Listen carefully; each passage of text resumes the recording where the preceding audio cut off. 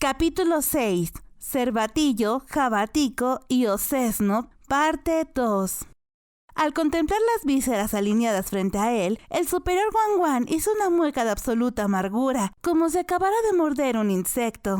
Se suponía que el trato era dejar la vesícula biliar intacta, ¿verdad? Gruñó. Mao, a su lado, mantenía una expresión igualmente hosca. ¿Quiere que vaya a recuperarla por la fuerza ahora mismo? La vesícula de oso es la materia prima esencial para la bilis de oso. De hecho, no sería exagerado decir que la única razón por la que Mao estaba participando en el despiece de la bestia era precisamente ese órgano. Mao, ¿por qué empuñas un arma para ir a recuperarla? Con un movimiento rápido y disimulado, Mao ocultó tras su espalda el pequeño cuchillo de despiece. Cambiando de tema, ¿ya están discutiendo sobre el alojamiento?, preguntó el superior. Sí, al parecer nos facilitarán 2 habitaciones, una grande y una pequeña. Aunque Mao no sabía qué clase de habitaciones serían, considerando la generosa suma que los oficiales médicos estaban pagando como recompensa, dudaba mucho que fueran a conducirlos a un establo. Me gustaría ir allí ahora mismo, pero lo primero es terminar con el despiece, sentenció él. ¿Seguro que no podemos ir ya? No podemos. El superior Guan continuó dando instrucciones a los oficiales médicos novatos mientras revisaba los órganos expuestos. Yao, por su parte, con el rostro completamente pálido y los ojos anegados en lágrimas, observaba las vísceras haciendo un esfuerzo sobrehumano. Si no tiene estómago para esto, debería dejarlo.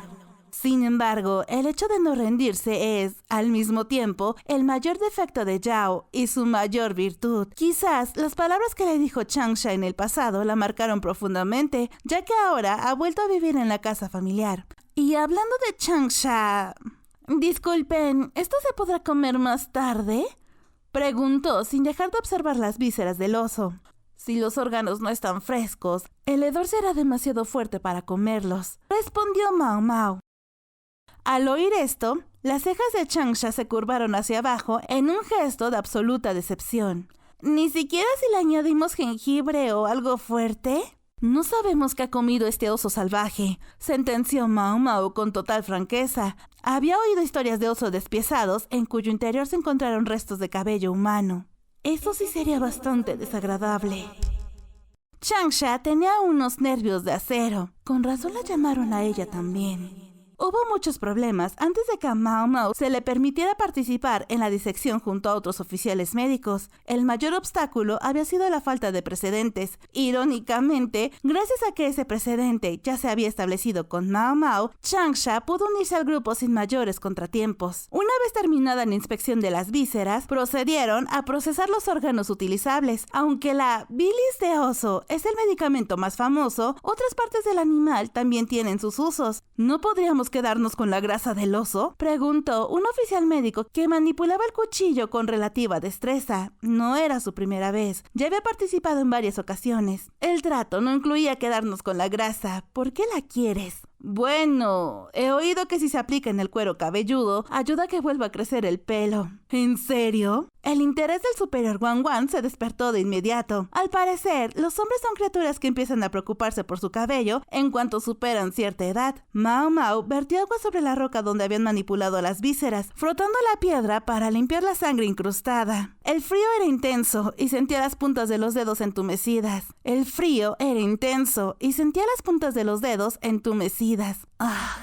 Yao y Changsha también ayudaban, frotando la superficie con manojos de paja. Mao notó que las manos de Yao estaban agrietadas y cortadas por el frío. Por mucho que se hidratara la piel, si realizaba tareas con agua helada a diario, las grietas eran inevitables. Oigan, asegúrense de limpiar bien hasta el final. Obedeciendo a la orden del superior Guan, los jóvenes oficiales médicos se unieron a la limpieza. Sin embargo, algunos permanecían sentados, todavía con aspecto de querer vomitar, mientras otros se negaban a mover un dedo, alegando que limpiar no formaba parte de las labores de un médico. Yao, visiblemente molesta, hizo ademán de ir a increpar a los que no trabajaban, pero Mao le dio una suave palmada en el hombro para detenerla. Mejor déjalo estar. ¿Por qué?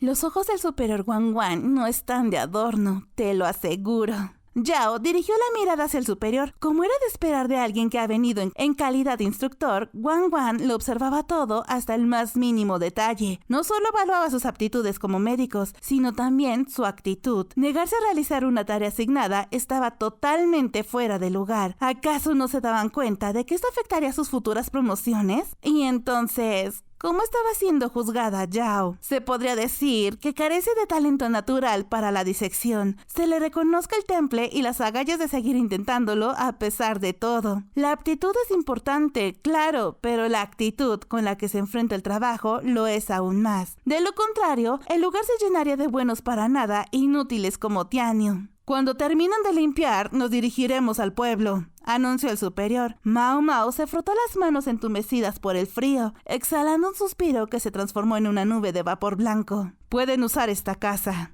El lugar al que los guió el cazador era una vivienda deshabitada. Parecía que sus dueños se habían marchado hacía poco, pues la estructura apenas presentaba daños. Contaba con 4 habitaciones, un espacio más que suficiente para todos. No tenemos suficientes futones, así que apáñense con esto.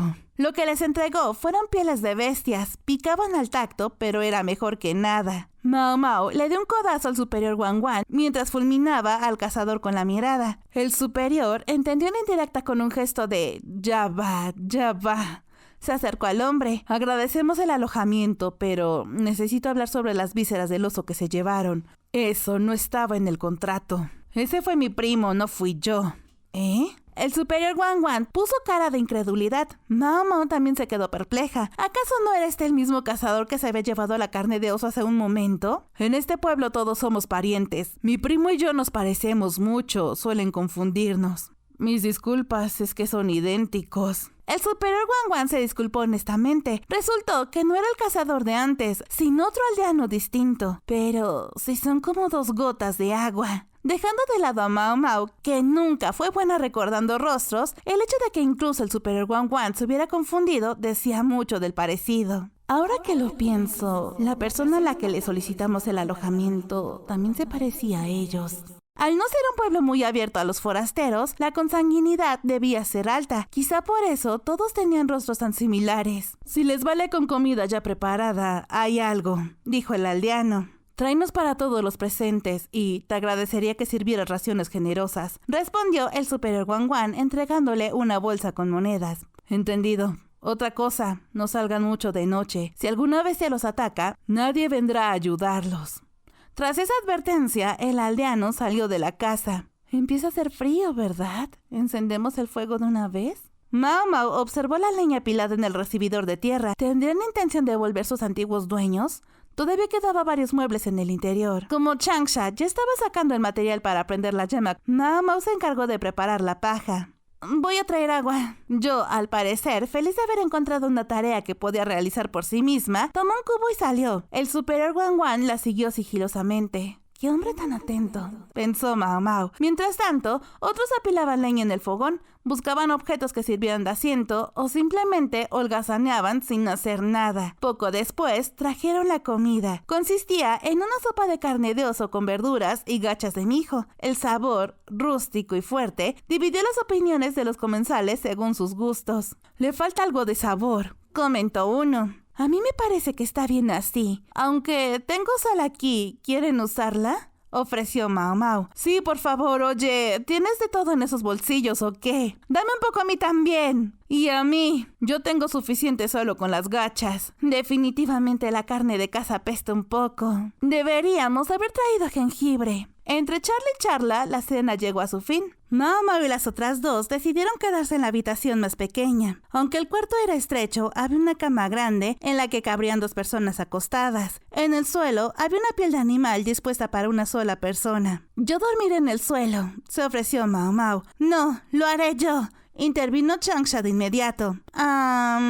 Titubeó Yao. A Mao Mao no le importaba en absoluto dormir en el suelo, por eso se ofreció, pero Changsha, en su posición de subordinada, no podía permitir tal cosa. «Tengo pieles de sobra, así que no se preocupe por mí», insistió Mao Mao. «Le devuelvo esas mismas palabras. Yo lo haré», replicó Changsha.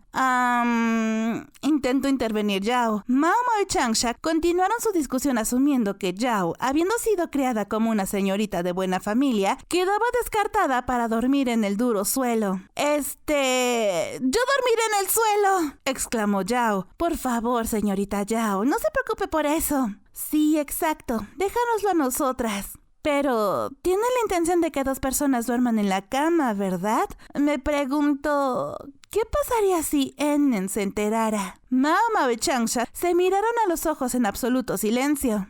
Lo siento, ¿te importaría dormir en el suelo?